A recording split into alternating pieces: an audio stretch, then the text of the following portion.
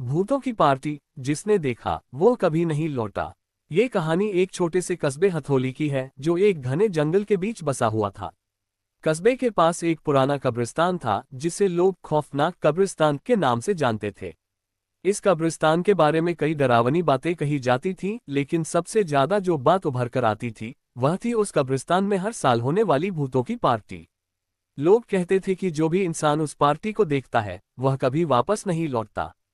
ये कहानी उस खौफनाक रात की है जब एक युवक ने ये पार्टी देखी और उसके बाद वह कहीं नहीं मिला। हथौली कस्बे का इतिहास बहुत पुराना था और यहाँ के लोग कहते थे कि इस कब्रिस्तान में कुछ अजीब ताकतें छिपी हुई थीं। कब्रिस्तान में कई ऐसे कब्र थे जिनके ऊपर अजीबोगरीब निशान बने थे और इन कब्रों के बारे में ये कहा जाता था कि ये उन आत्माओं के थे जो शांति से नहीं मरे थे। कभी कभी रात के अंधेरे में लोग यह महसूस करते थे कि कब्रिस्तान के पास से कोई अजीब सी आवाजें आ रही हैं। चूंकि यह कब्रिस्तान कस्बे के बाहरी इलाके में था, इसलिए गांव वालों ने वहां जाने से हमेशा बचने की कोशिश की।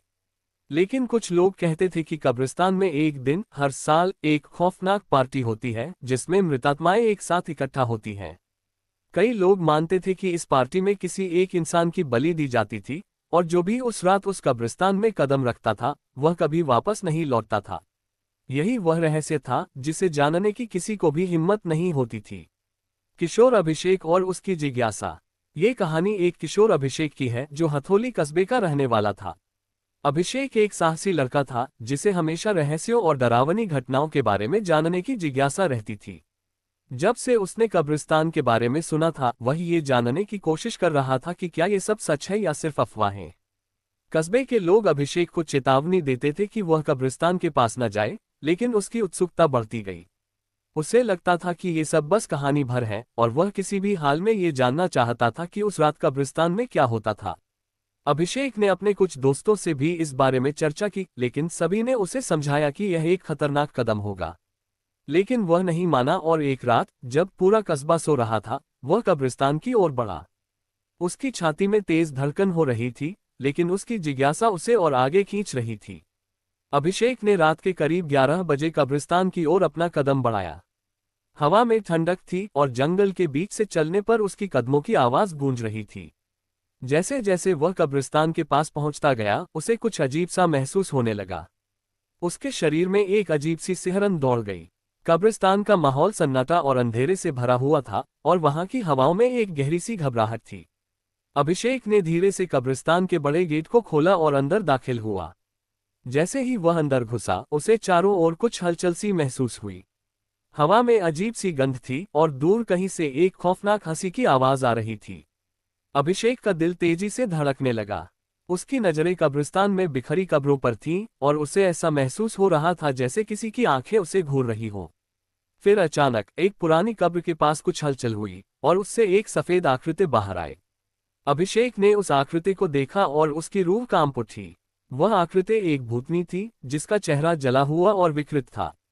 अभिषेक ने डरे हुए मन से पूछा, तुम कौन हो? लेकिन उस भूतनी ने कोई जवाब नहीं दिया। उसने बस एक खौफनाक मुस्कान दी और एक और भूत की ओर इशारा किया। अचानक कब्रिस्तान के और भी हिस्सों से और आत्माएं बाहर आ गईं।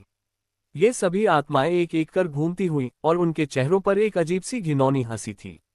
अभिषेक ने अपनी आंखें बंद कर लीं, लेकिन वह जानता था कि वह अब भाग नहीं सकता था।